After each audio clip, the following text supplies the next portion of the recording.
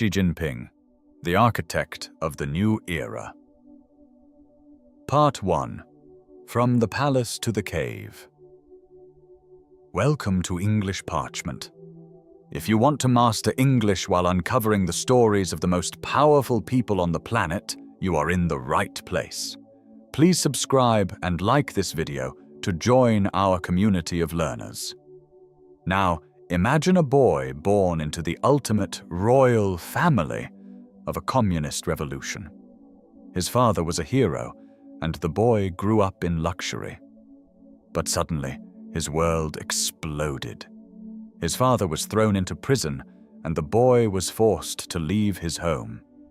At just 15 years old, he was sent to live in a dark, yellow earth cave in a remote village. He spent 7 years digging ditches and sleeping on a brick bed. How did this cave boy rise from the bottom of society to become the most powerful leader China has seen since Mao Zedong? This is the story of Xi Jinping, a man of patience, silence, and incredible ambition.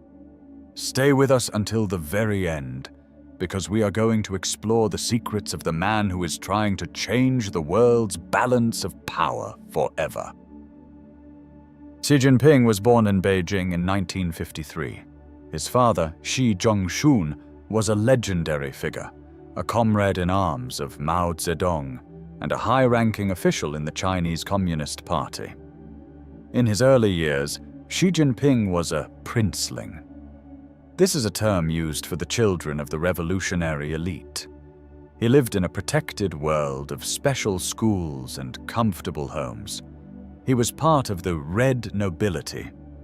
But in the early 1960s, the political winds in China changed. His father was purged, which means he was removed from power and punished because of a political disagreement. The young Xi Jinping went from being a prince to being the son of a criminal almost overnight. In 1966, the Cultural Revolution began. It was a time of total chaos in China. Schools were closed, and young people were encouraged to attack enemies of the revolution. Xi Jinping's family was targeted. His home was searched, and his sisters were harassed. He was even detained several times. Finally, in 1969, as part of Mao's plan to re-educate the urban youth, 15-year-old Xi was sent to the countryside. He arrived in a tiny, poor village called Liangjiahe in Shanxi province. It was a place of extreme poverty. There was no electricity, no running water, and very little food. For a boy from the capital, it was like landing on another planet. Xi Jinping spent 7 years in Liangjiahe. At first, he hated it. He tried to run away back to Beijing, but he was caught and sent back. He realized that he had no choice but to survive. He began to work alongside the farmers. He carried heavy bags of grain, built dams, and lived in a yaodong, a traditional cave house carved into the side of a hill. He slept on a kang, a bed made of bricks that was heated by a fire underneath. He spent his nights reading books by the light of a small kerosene lamp. He later said that this period was the most important of his life. It was here that he learned to understand the common people of China. He wasn't a prince anymore. He was a laborer. In Liangjiahe, Xi Jinping did something surprising. Instead of hating the party that had punished his father, he worked incredibly hard to join it. He applied to join the Communist Party 10 times, and 10 times he was rejected because of his father's crimes. But he never gave up. He was patient. Finally, on the 11th try, he was accepted. He became the village party secretary. He helped the farmers build a methane tank to create energy from waste, the first of its kind in the province. He proved that he was a practical, hard-working leader. In 1975, he finally left the village to study chemical engineering at the prestigious Tsinghua University. The cave boy was on his way back to the top, but he brought the lessons of the earth with him. Part 2. The Quiet Climb. After graduating from university, Xi Jinping began a long and careful journey through the Chinese bureaucracy. He didn't try to become a star overnight. He played the long game. His first major job was as a personal assistant to Geng Biao, a powerful general and a friend of his father. This gave him a deep understanding of how the military worked. But Xi knew that to reach the very top, he needed experience in the provinces. He left the comfort of Beijing and moved to Hebei province to work in a small county called Zhengding. He wanted to prove that he could manage real problems on the ground. In Zhengding, Xi cultivated a man-of-the-people image. He would sit at simple tables with local officials, eating the same food as everyone else. He rode a bicycle instead of using a fancy car. He focused on tourism and agriculture. He was building a reputation as a clean and diligent official.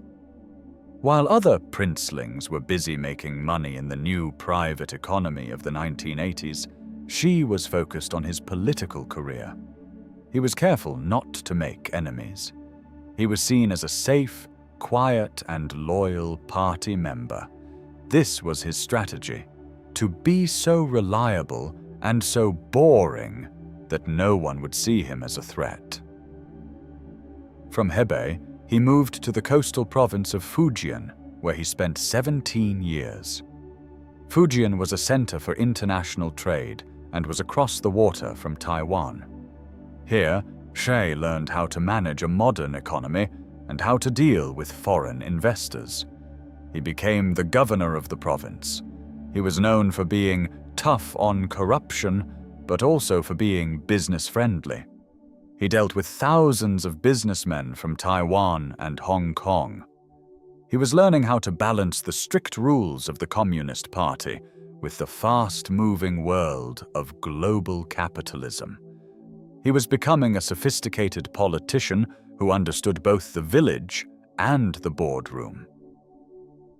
In 2002, he was moved to Zhejiang province, one of the richest and most entrepreneurial parts of China.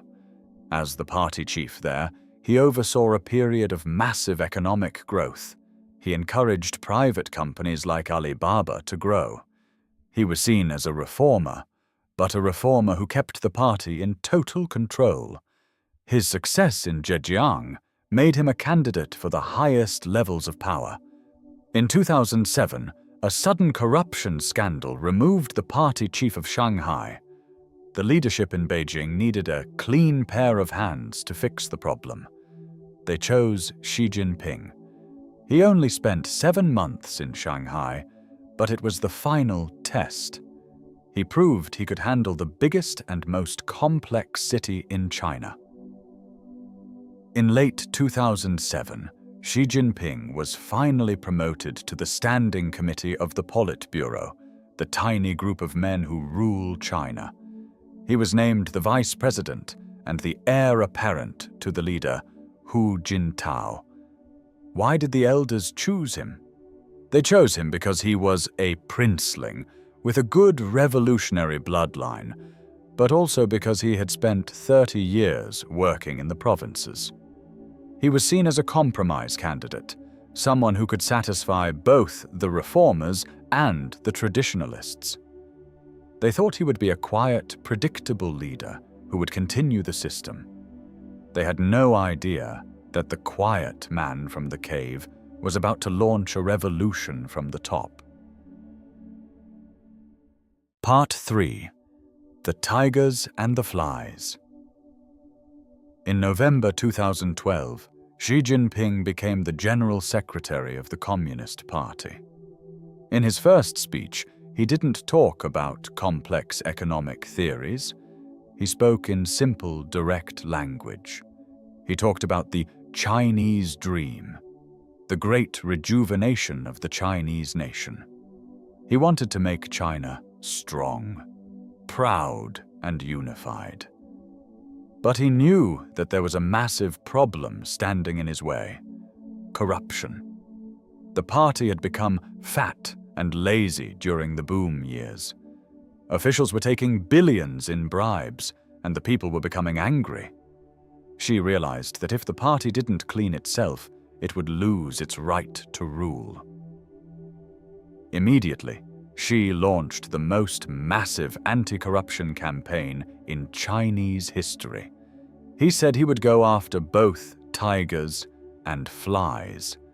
The flies were the small local officials, but the tigers were the most powerful men in the country.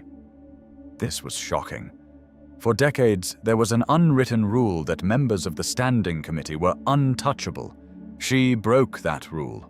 He arrested Zhou Yongkang, the former head of China's internal security. He arrested top generals in the military.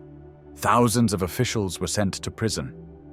The campaign was incredibly popular with the public, who were tired of seeing officials living in luxury while they struggled. But the anti-corruption campaign was also a powerful political tool. It allowed Xi to remove his rivals and to place his own loyal friends in key positions. By 2014, the quiet leader had become the most powerful man in China. He didn't just rule through the traditional party structure. He created a series of small leading groups that he chaired himself. He took personal control of the economy, the military, the internet, and internal security. He was now being called the chairman of everything.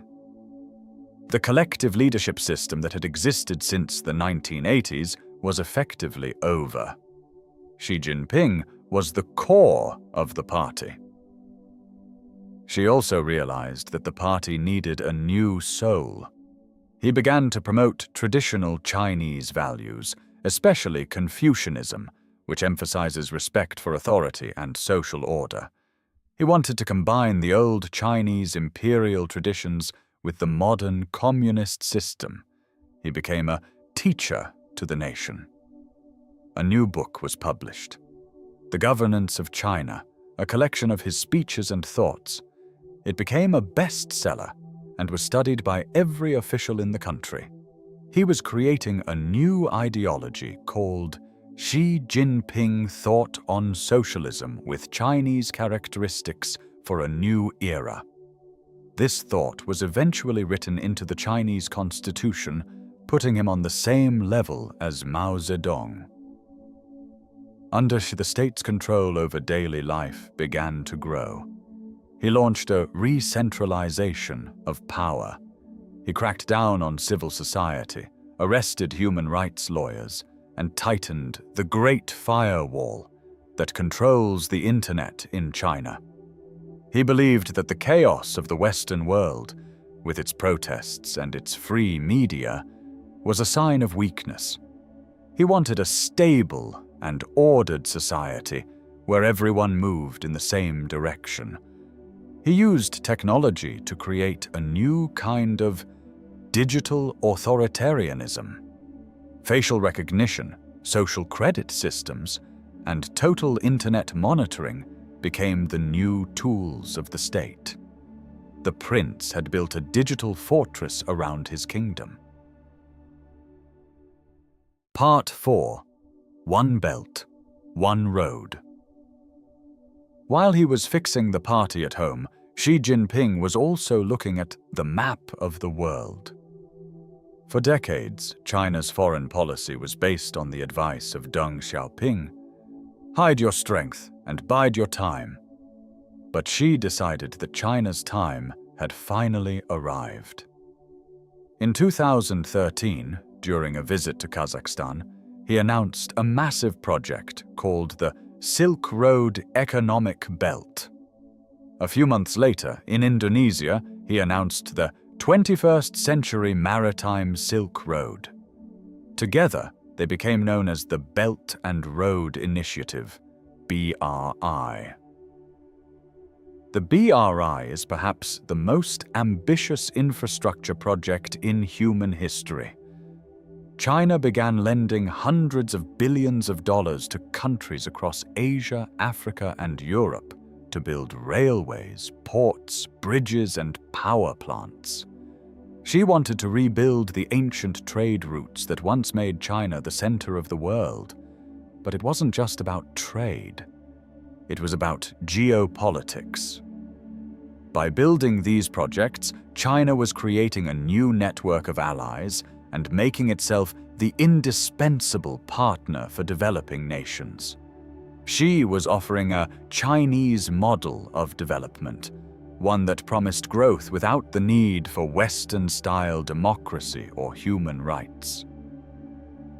Under Xi, the Chinese military, the People's Liberation Army, PLA, underwent a total transformation. He wanted a world-class military that could fight and win wars. He focused on the Navy and the Air Force, building aircraft carriers and advanced fighter jets. He began to assert China's power in the South China Sea, building artificial islands and military bases in disputed waters. He was telling the world, and especially the United States, that the Pacific Ocean was no longer a purely American lake. He made it clear that reunification with Taiwan was a historical necessity that could not be delayed forever. He was a leader who was not afraid of friction with the West. This new wolf warrior diplomacy, named after a popular Chinese action movie, showed that China was ready to fight back. When foreign governments or companies criticized China on issues like Hong Kong or Xinjiang, Beijing responded with trade sanctions and aggressive rhetoric. Xi Jinping believed that the West, especially the United States, was in a long-term decline. He saw the 2008 financial crisis and the political divisions in the US as proof that the liberal order was failing. He wanted to offer the world a community of common destiny, led by a strong and confident China. He was no longer hiding China's strength, he was using it as a hammer. However, this aggressive stance also created a backlash. Many countries began to worry about debt traps and China's growing influence. The United States, under both Donald Trump and Joe Biden, began to see China as a strategic competitor. A trade war and a tech war began. Xi responded by promoting self-reliance, especially in high-tech areas like semiconductors and artificial intelligence. He told the Chinese people to prepare for a new long march, a long and difficult struggle for technological and economic independence. He was preparing China for a decoupling from the Western world. He wanted a China that didn't need the West, but a world that couldn't survive without China. Part 5. The Great Wall of Stability. One of the most controversial parts of Xi Jinping's era has been his approach to national security and social stability. Xi is obsessed with the collapse of the Soviet Union. He believes that the Soviets failed because they were too soft and allowed the party to lose control of the military and the ideology. He determined that this would never happen in China. In the western region of Xinjiang, the government launched a massive security operation against the Uyghur Muslim population. They built what they called vocational training centers, but which international organizations called internment camps. Xi argued that these measures were necessary to stop terrorism and extremism. It was a policy of total control and forced assimilation. In Hong Kong, the world saw a similar tightening. After massive pro-democracy protests in 2019, Beijing imposed a new national security law in 2020. This law effectively ended the one country, two systems model that had protected Hong Kong's freedoms since 1997.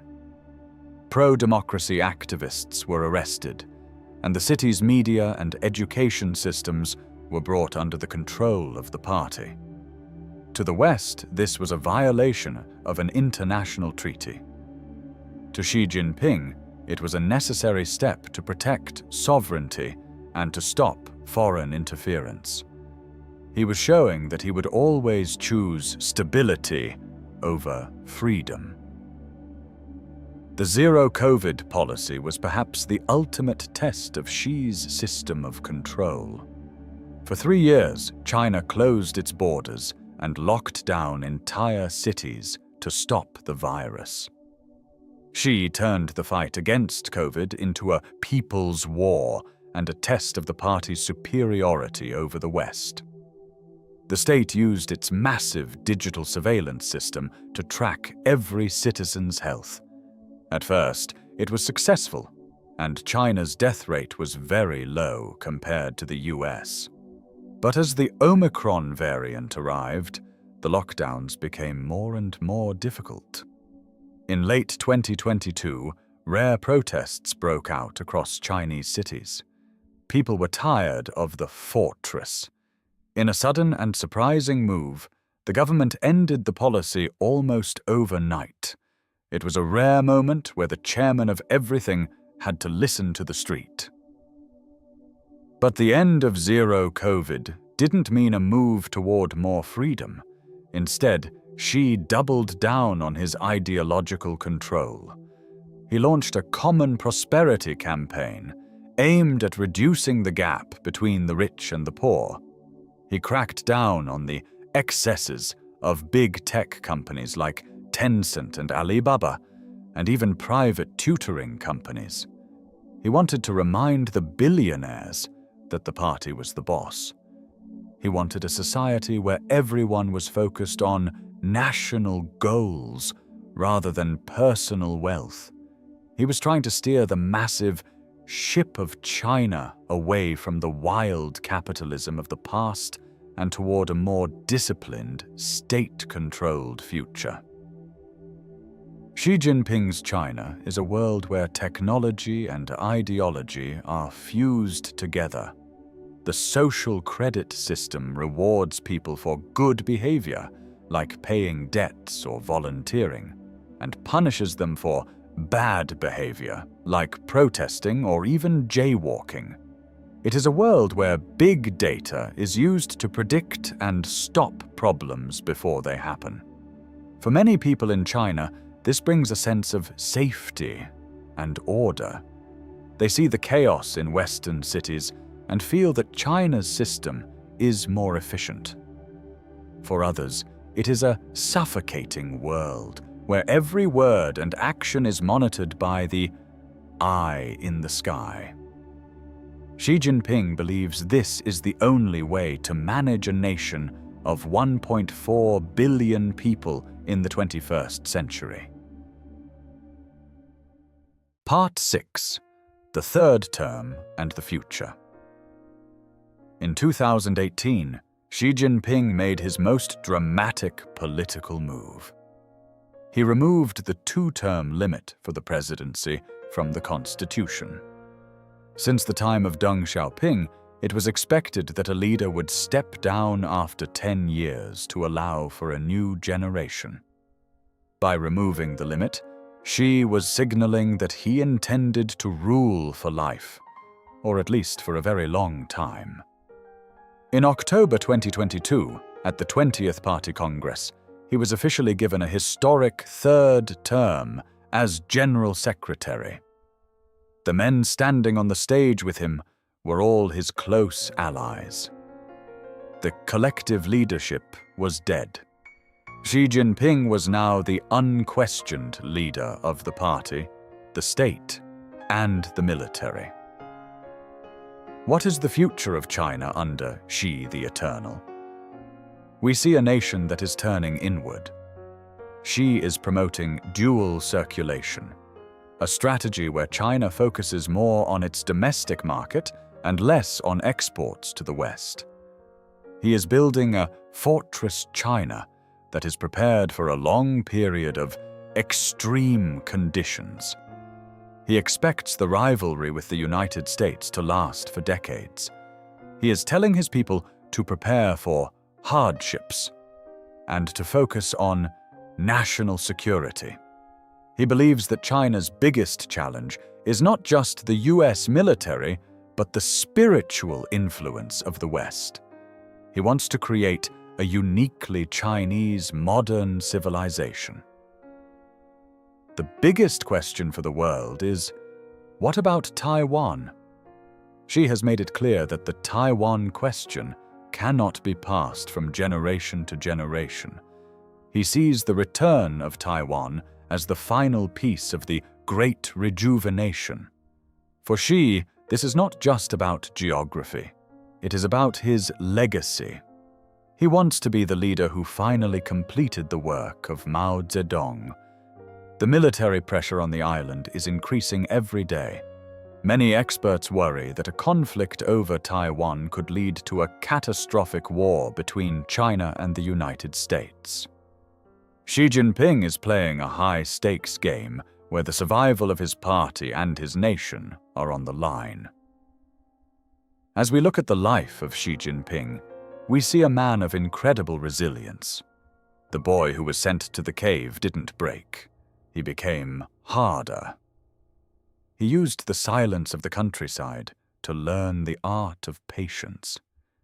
He spent 30 years climbing the ladder, never showing his true face until he reached the very top. He is a man who truly believes in the mission of the Communist Party. He believes that only a strong, disciplined, and unified China, led by an absolute leader, can survive in a dangerous world. He is not a dictator who just wants money. He is a believer who wants to restore China to its ancient glory. For those of us learning English, the story of Xi Jinping is the story of our time. Words like sovereignty, ideology, infrastructure, and geopolitics are the tools we need to understand the 21st century. Whether we admire his stability or fear his control, we must recognize that Xi Jinping is the man who is defining the new era. He is the cave boy who became the emperor. His decisions in the coming years will determine the price of the food we eat, the technology we use, and the peace of the planet we share. His story is far from over, and the world is watching, waiting to see what the architect of the new era will do next. Thank you so much for joining us for this deep dive into the life of Xi Jinping on English Parchment. Exploring these world-shaping figures is a powerful way to expand your English and your understanding of history. If you found this journey fascinating and helpful for your learning, please subscribe and like this video. Your support helps us continue to bring these stories to life. How do you think Xi Jinping's China dream will affect the rest of the world? Tell us your thoughts in the comments. Keep exploring, keep reading, and keep learning. We will see you in the next story.